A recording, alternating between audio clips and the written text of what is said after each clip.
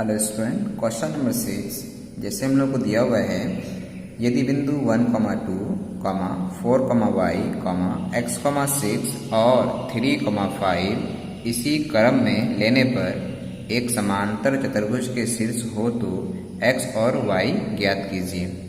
हम लोग क्या करते हैं, पहले एक समांतर चतुर्भुज बनाते हैं। यहाँ पर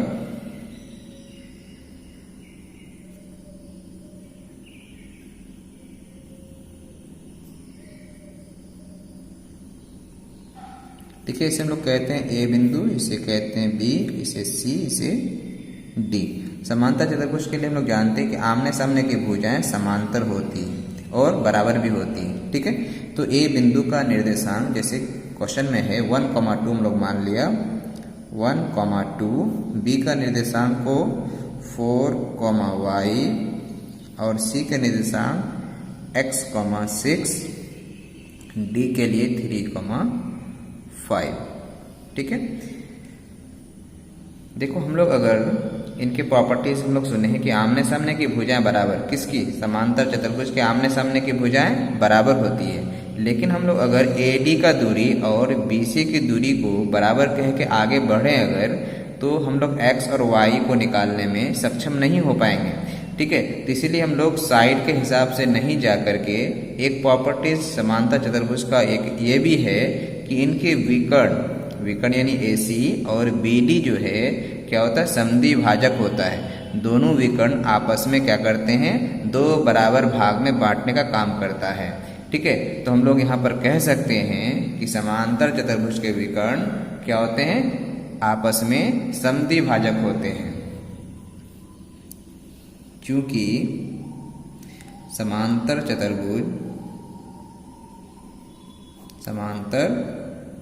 चतुर्भुज के विकर्ण एक दूसरे को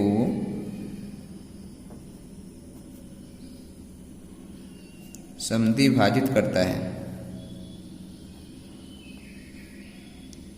समद्वि भाजित करता है। ठीक है, यानी दो बराबर भाग में बांटता है। तो दो बराबर में बांटता तो हम लोग आकृति में दिखा भी देते हैं। आकृति में हम लोग दिखा देते हैं कि विकर्ण कैसा है।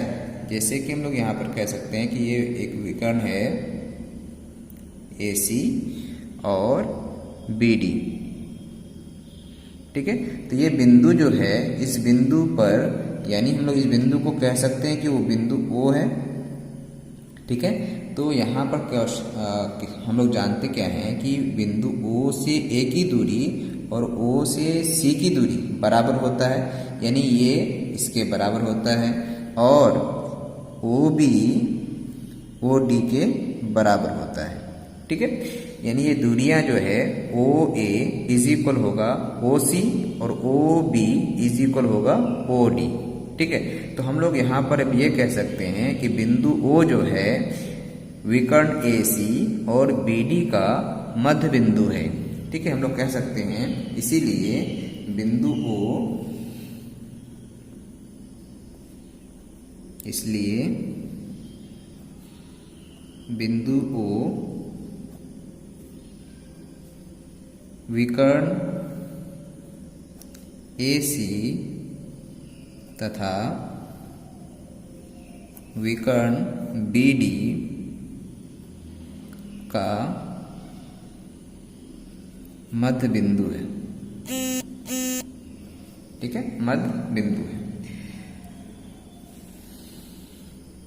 देखो, अगर मध्य बिंदु है, हम लोग बिंदु O क्या, अगर बिंदु O की बात करें अगर, तो बिंदु O AC के लिए भी मध्य बिंदु है, बिंदु O BD के लिए भी क्या है, मध्य बिंदु है।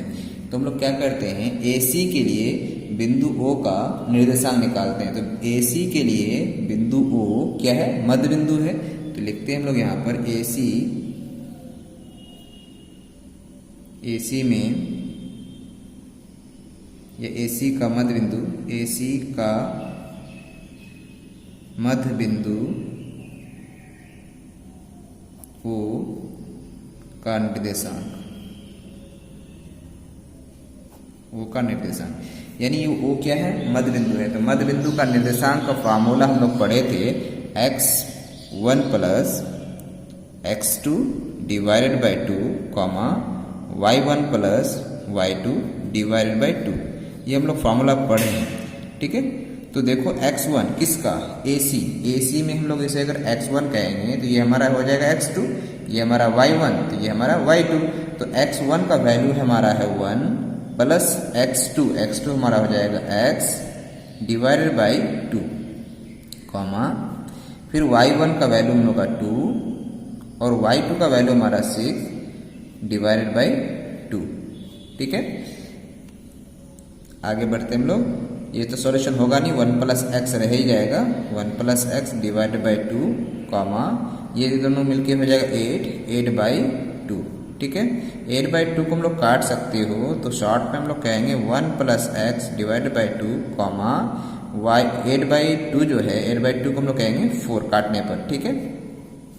तो हम लोग बिंदु O AC के तुलना में अगर O मध्य बिंदु है तो उसका निर्देशांक निकला ये x का मान है और ये हमारा y का मान है। तो ये O बिंदु जो है BD का भी क्या है, मध्य बिंदु है। तो BD का भी अगर मध्य बिंदु है तो हम लोग निकालते हैं अब BD का मध्य बिंदु, ठीक है।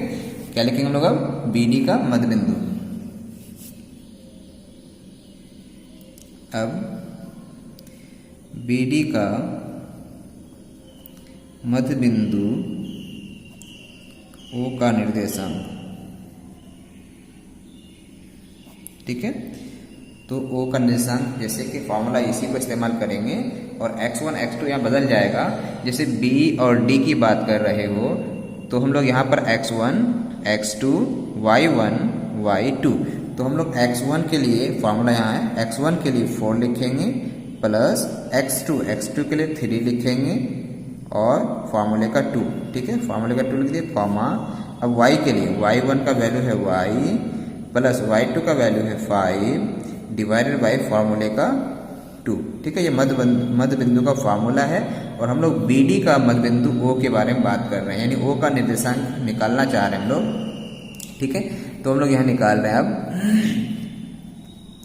जैसे कि ये दोनों का सॉल्यूशन क्या होगा, 4 और 3 मिलकर 7 बाई में होगा 2 कॉमा ये तो सॉल्यूशन हो नहीं सकता y प्लस 5 डिवाइड बाई 2, ठीक है। ये रहने देंगे हम लोग।